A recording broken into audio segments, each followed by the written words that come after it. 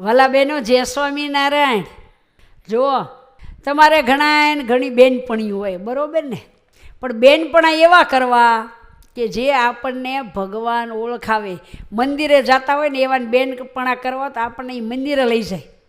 એવા બેનપણા ન કરવા કે આપણે મંદિરે જતા હોઈએ, સત્સંગમાં જતા હોઈએ, કથામાં જતા હોય, બેસને વળી રોજ રોજ હું સત્સંગમાં જાઉં હતું, રોજ હું મંદિરે જાઉં હતું. એવા બેનપણા ન કરવા.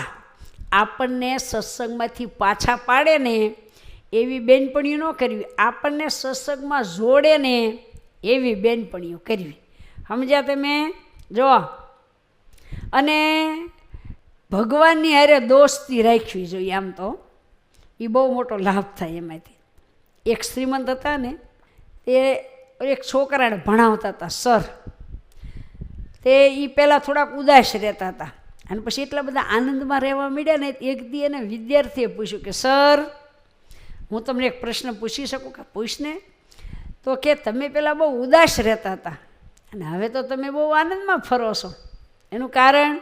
સાહેબ કે બેટા, મને એક શ્રીમંત શેઠનો ટેકો મળી ગયો.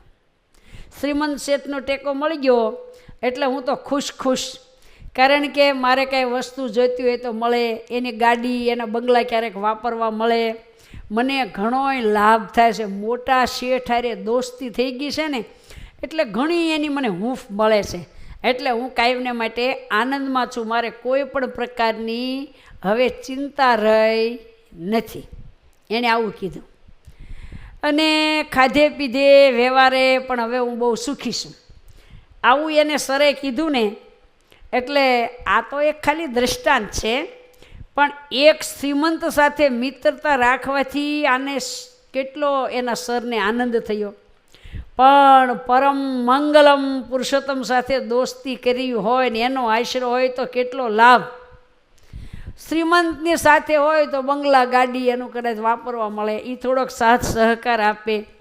પણ ભગવાનની સાથે એકતા કરવાથી, મિત્રતા કરવાથી તો રિદ્ધિ સિદ્ધિ બધું મળી જાય. અને ભગવાન તો છે કલ્પવૃક્ષ, મનવાંચિત ફળ આપે એવા છે. માટે આપણે ભગવાનના થઈને રહેવું તો બધી ઈચ્છાઓ પૂરી થાય. જેમ શેઠની દોસ્તીથી શ્રીમંત સાથે ફરવા જવાય. મોટા માણા હારે દોસ્તી, ભાઈબંધાઈ, બેનપણા હોય, શું થાય? ફરવા જવાય. અને ભગવાનની સાથે આપણે બેનપણા કર્યા હોય તો અક્ષરધામના મુક્તો સાથે ફરવા જવાય. સમજ્યા તમે? અક્ષરધામના મુક્તો સાથે ફરવા જવાય, મહારાજના દર્શન થાય. અને ભગવાનની મિત્રતાથી તો જીવનમાં અખંડ શાંતિ શાંતિ શાંતિ વર્તે. અને આનંદથી જીવન જીવાય ને જન્મ મરણ ને ગર્ભવાસનું દુઃખ પણ મટી જાય, અખંડ આનંદ રહે.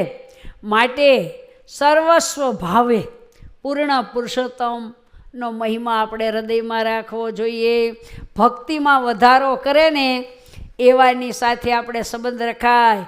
અને મુક્તાન સ્વામી એક પદમાં કીધું, ભક્તિમાં જે વિઘ્ન કરે તેને વેરી જાણી તજવાજી.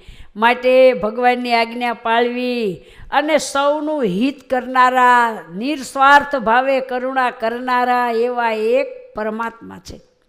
અને સ્વાર્થવાળા તો ઘણાય છે. સ્વાર્થ વિના પ્રીતિ કોઈ કરતું નથી રે, કોઈનું નથી રે. નિસ્વાર્થ ભાવે પ્રીતિ કરનારા હોય ને વાલા બહેનો, તો એક પરમાત્મા છે. એ પરમાત્માનો આશરો કરવો, એની આજ્ઞામાં રહેવું અને એનું ભજન કરવું, તો આપણે આ લોકમાં આવ્યા એ પ્રમાણ થઈ જાય ને ખૂબ સુખિયા થઈ જાય ને ભગવાનના ધામ સુધી પહોંચી જઈએ. અસ્તુ. જય સ્વામિનારાયણ.